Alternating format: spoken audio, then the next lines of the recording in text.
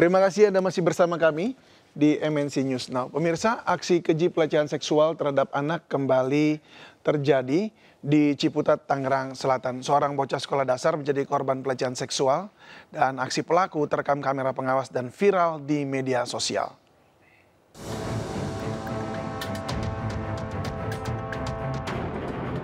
Inilah rekaman kamera pengawas, detik-detik seorang bocah menjadi korban pelecehan di Ciputat, Tangerang Selatan. Korban dilecehkan oleh seorang pengendara motor yang juga terekam dalam kamera pengawas tersebut. Saat di persimpangan jalan yang sepi, pelaku melancarkan aksinya terhadap korban. Tak hanya dilecehkan, korban juga dianiaya oleh pelaku yang membuat tubuhnya mengalami luka. Akibat peristiwa ini, korban sempat mendapat perawatan di rumah sakit. Ketika masuk kawasan komplek, nah di situ ketemulah si pelaku di persimpangan jalan di ganggang komplek tersebut. Ya entah tahu kenapa gitu kan, sampai seperti kejadian seperti itu. Orang tua korban telah melaporkan kasus ini ke Polres Tangerang Selatan. Sementara polisi masih menyelidiki kasus ini. Dari Tangerang Selatan, Nunung Purnomo, iNews melaporkan. Seorang ayah di Kuningan, Jawa Barat tega memperkosa anak tirinya yang masih di bawah umur hingga berulang kali. Pelaku kini sudah ditangkap dan diancam 20 tahun kurungan penjara.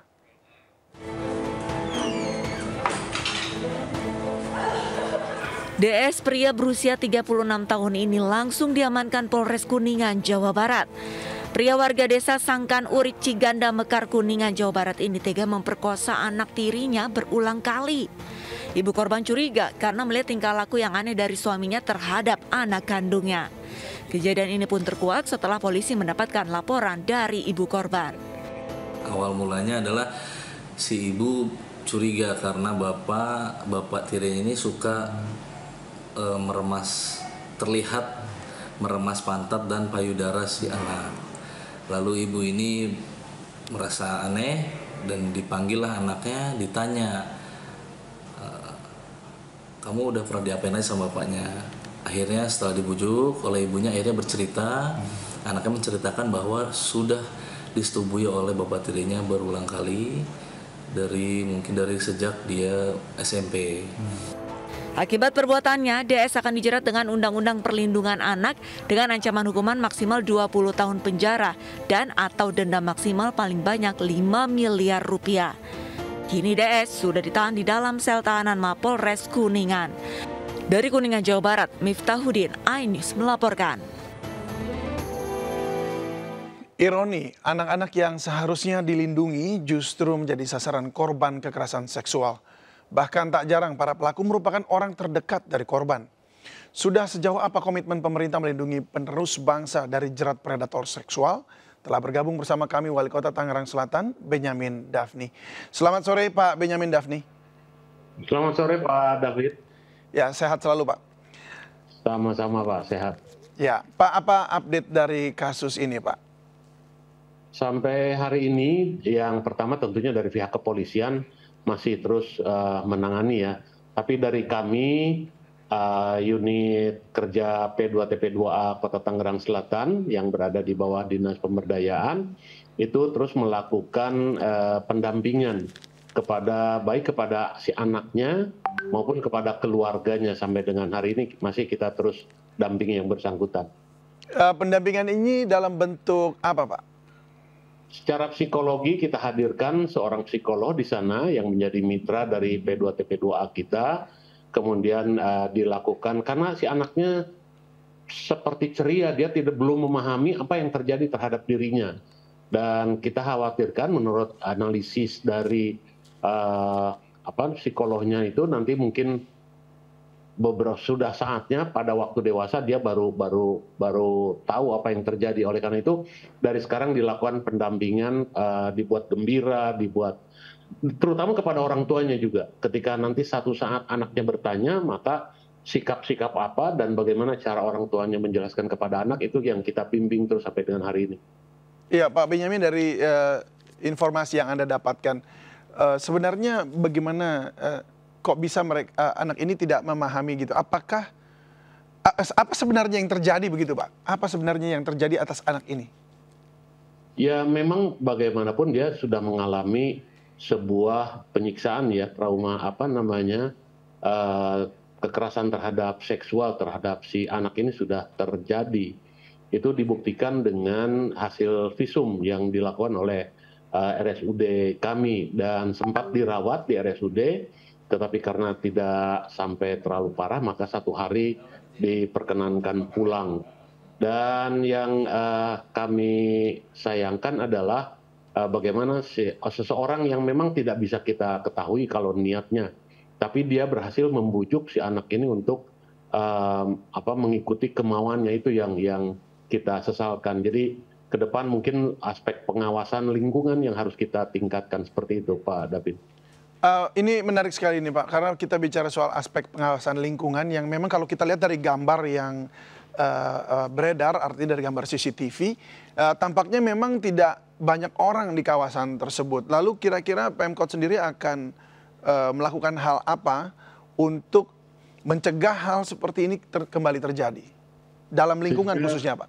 Ya, kami sejak awal sebetulnya di Tangerang Selatan ini sudah dibentuk unit P2TP2A sampai ke tingkat RW. Bahkan ada beberapa yang sudah dimiliki sampai ke tingkat RT dengan merekrut orang-orang yang ada di sekitarnya untuk melakukan pengawasan dan sebagainya. Apabila ada kekerasan-kekerasan yang dialami oleh perempuan dan anak ini segera dilaporkan dan ditangani. Seperti itu. Kemudian kalau soal Siskamling itu sebetulnya kita di Tangerang Selatan sudah diaktifkan sejak COVID 2 tahun yang lalu. Karena memang biasanya Siskamlingnya itu kebanyakan rata-rata malam, mungkin ini karena kejadiannya siang, itu yang mungkin yang diincar oleh si pelaku.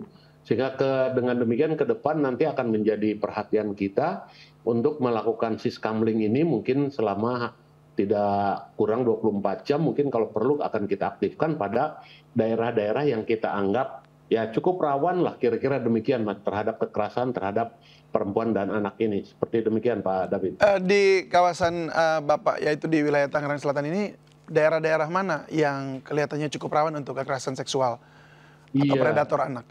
Yang kami pantau itu ada 3 kecamatan, yaitu Kecamatan Pamulang, Kecamatan Ciputat, dan Kecamatan Pondok Aren.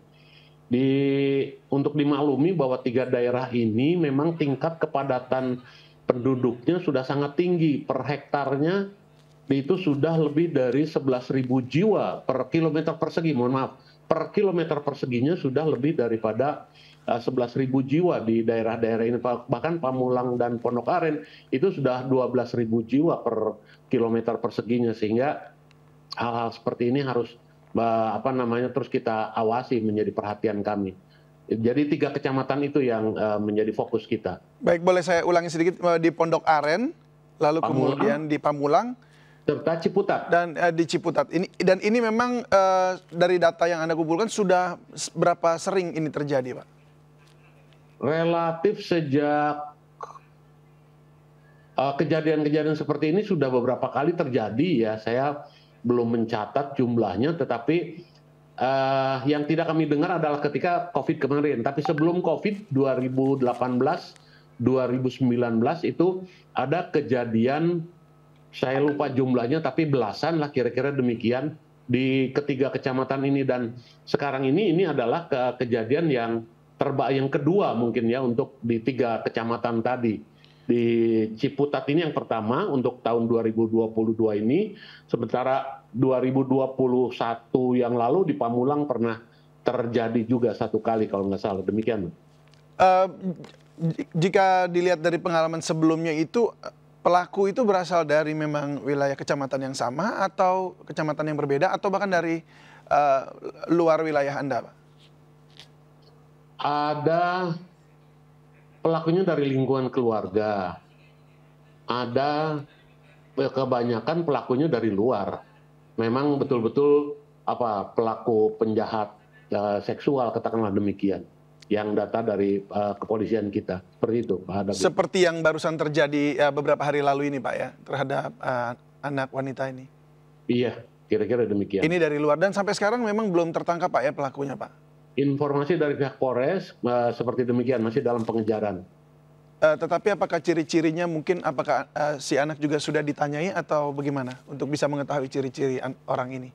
Ya, si anak belum bisa ditanyai karena dia tidak ingat. Kemudian tapi ada dari CCTV itu bisa dideteksi ciri-ciri pelaku dan nampaknya pihak kepolisian sudah mengantongi identitas pelaku. Mudah-mudahan cepat tertangkap. Ya, kita berharap sama-sama bahwa ini cepat tertangkap, Pak, dan semoga di wilayah Bapak di Tangerang Selatan juga boleh aman, khususnya di sejumlah kecamatan tadi ya, 3 kecamatan tadi, dan langkah-langkah yang efektif dan efisien juga boleh dilakukan oleh Pemkot dari Pak Benyamin Daphni. Pak Benyamin Daphni, terima kasih banyak sudah berbagi bersama kami. Salam sehat selalu dan selamat sore, Pak. Ya, dan pemirsa MNC News Now akan kembali usai jeda berikut.